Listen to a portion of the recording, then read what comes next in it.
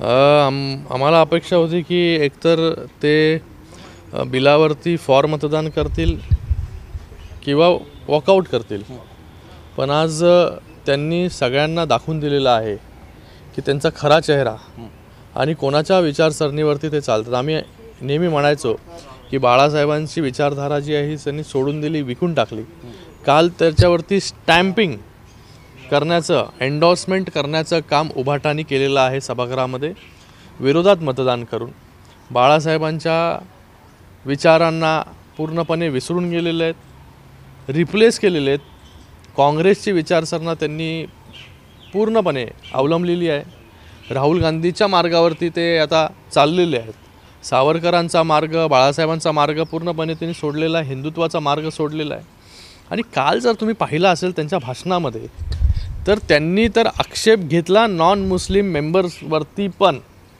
म्हणजे ते बोलले नॉन मुस्लिम मेंबर कशाला पाहिजे. म्हणजे अगोदर आम्ही म्हणायचो हिंदुत्वाची यांना एलर्जी, आता हिंदूंची पण एलर्जी जी आहे ही यांना वाटायला लागलेली आहे. काल त्यांच्या भाषणामध्ये अरविंद सावंतजी अजून एक मुद्दा तिथे मांडला की 370 हटवल्यानंतर काय झालं, कोणाला तिकडे नोकऱ्या मिळाल्या, कोण तिकडे जागा घेत आहे. त्याचबरोबर राम मंदिराचा प्रश्न देखील त्यांनी उपस्थित केला की राम मंदिर बांधल्यानंतर काय तुमची परिस्थिती झाली. म्हणजे हे कुठल्या विचारधारेला घेऊन चालतायत. काल ते भाषण करत असताना मला तर वाटलं कोणतरी समाजवादी पार्टीचा खासदार बोलतोय की काय.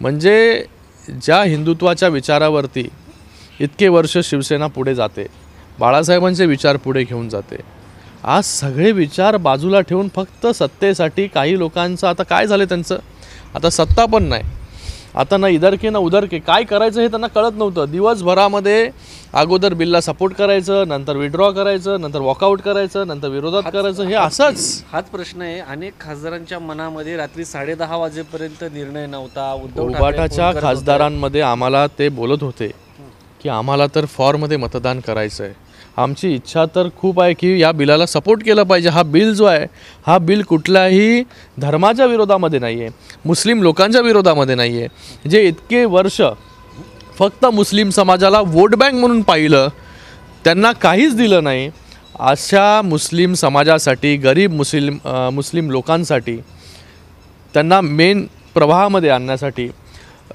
मुलं असतील, महिला असतील, त्याचबरोबर ज्येष्ठ असतील, या सगळ्यांसाठी चांगले हॉस्पिटल त्या वक्फच्या जमिनीवरती होऊ शकतात, शाळा होऊ शकतात, कॉलेजेस होऊ शकतात. आज एकही उदाहरण नाही या वक्फच्या जमिनीवरती. आज 36 लाख एकर जमीन जी आहे ही भारतामध्ये आहे. सगळ्यात मोठा लँड होल्डर वक्फ आहे. जर ठरवलं तर एका देशा एवढी संपत्ती जी आहे किंवा जागा आपण बोलतो, एक भूखंड जो आहे हा पूर्ण एक छोटा देश होऊ शकतो. पण अशा परिस्थितीमध्ये 2013मध्ये वक्फ बिलमध्ये जेव्हा अमेंडमेंट केली काँग्रेसच्या सरकारने, त्याच्या अगोदरची वक्फची जमीन आणि त्याच्यानंतर वाढलेली वक्फची जमीन, ह्याच्यामध्ये 2 पट सरळ जो आहे ही वाढ आपल्याला वक्फच्या जमिनीमध्ये मिळते. पण इन्कम लाखो एकर जमिनीचे फक्त 163 कोटी. आम्हाला तेच म्हणायचं आहे, लोकांना तेच सांगायचं आहे, मुस्लिम लोकांना पण तेच सांगायचं आहे. आज तुमच्यासाठी ज्या जागा डोनेट केल्या त्याच्यावरती फक्त काही मोजक्या लोकांनी भ्रष्टाचार करण्याचं काम केलं, त्याच्यातून पैसे कमवण्याचं काम केलं, तुम्हाला काहीच दिलं नाही. पण ह्या बिलानंतर गरीब मुस्लिम लोकांना, तिथे स्टुडंट्सला चांगली शाळा, कॉलेजेस, हॉस्पिटल्स बांधण्यासाठी जे आहे हे वक्फचं बिल खूप महत्त्वाचं आहे. तुम्ही म्हणताय इतक्या जमेच्या बाजू सांगताय. काल अमित सावंत जे होतं ते भाषण काँग्रेसचं मांडीतलं तत्व त्यांनी स्वीकारलंय आणि त्यांचा DNA चेंज झाला असं वाटतं का तुम्हाला? फुल 100%. मी तर माझ्या भाषणामध्ये बोलणार होतो, पण सभागृहामध्ये काही मर्यादा येतात. पण पूर्णपणे विचारसरणी सोडून दिली. म्हणजे आम्ही शॉक्ड होतो, त्यांचे खासदार देखील शॉक्ड होते. ते आम्हाला नंतर प्रायव्हेटली येऊन बोलतात हे भाषण असं कसं केलं यांनी. आणि मला वाटतं एवढं फक्त आणि फक्त काही मतांच्या बेरजेसाठी. पण मला वाटतं आज त्यांच्याबरोबर पण धोकाधडी ते करतायत मुस्लिम लोकांबरोबर. जे मुस्लिम लोकांच्या चांगल्यासाठी जे बिल येतं आहे त्याला देखील विरोध करण्याचं काम करत आहे. ज्या मुस्लिम लोकांनी तुम्हाला भरभरून मतदान दिलं अशा लोकांच्या बरोबर आज तुम्ही उभं राहायला पाहिजे होतं, या बिलला सपोर्ट करायला पाहिजे होतं. कारण की हा बिल, मला सांगा, एवढे लाखो एकर जमीन आहे, का कुठल्या जमिनीवरती शाळा नाही झाली, कॉलेज नाही झालं, स्किल सेंटर नाही झालं, आजपर्यंत काहीच झालं नाही. पण हीच जमीन मुंबईतली जमीन विकायचा घाट आहे असं आरोप संजय राऊत करतायत. त्यांना त्याच्यासाठी ते बिल आणलं. थोडंसं त्यांना तो प्रॉब्लेमच आहे. त्यांना कुठलीही चांगली गोष्ट असेल तर त्याच्यावरती टीका करायची.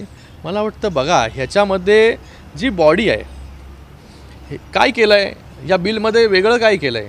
या बिलमधून कोणाचीच ताकद जी आहे ती हिरावून घेतली नाही, वक्फ बोर्डाची ताकद हिरावून घेतली नाही. फक्त त्याच्यामध्ये ट्रान्सपरन्सी असली पाहिजे.